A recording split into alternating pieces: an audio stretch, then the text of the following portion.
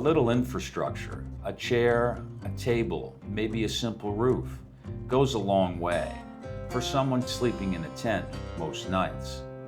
I appreciated having those things and more at Ambrose's place just above the Bandama River.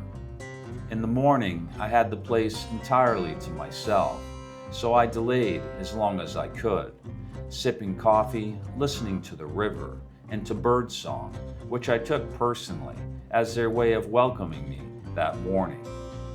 Eventually, I moved on, riding a short distance to find a woman serving exactly what I needed. A simple breakfast, rice, eggs, and bread, enough fuel to start my day. Then I crossed the Bandama River, a final farewell.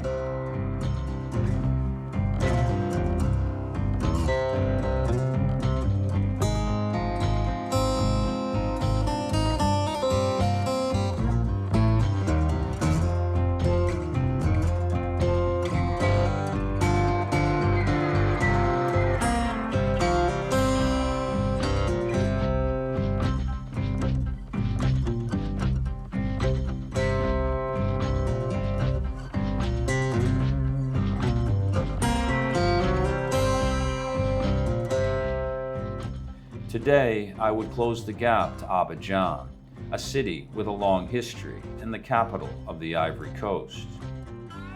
As Abidjan approached, the landscape changed.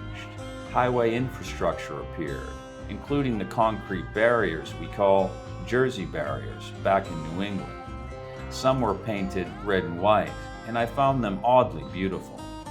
Traffic sped up. I clung to the edge of the road as vehicles passed what felt like inches away, at highway speed over my left shoulder, and I endured the uncomfortable proximity into the city proper, where I shifted into checklist mode. First, a stop to wash the bike, out of respect for the place I was renting and the owner who trusted me with it, because I planned to bring the bike inside. Then fruit from a vendor, a small grocery shop, and finally the approach to my first apartment in Abidjan. The skies opened just before I arrived. Rain came hard, then darkness followed. By the time I reached the building, I was tired, wet, and ready to be done for the day.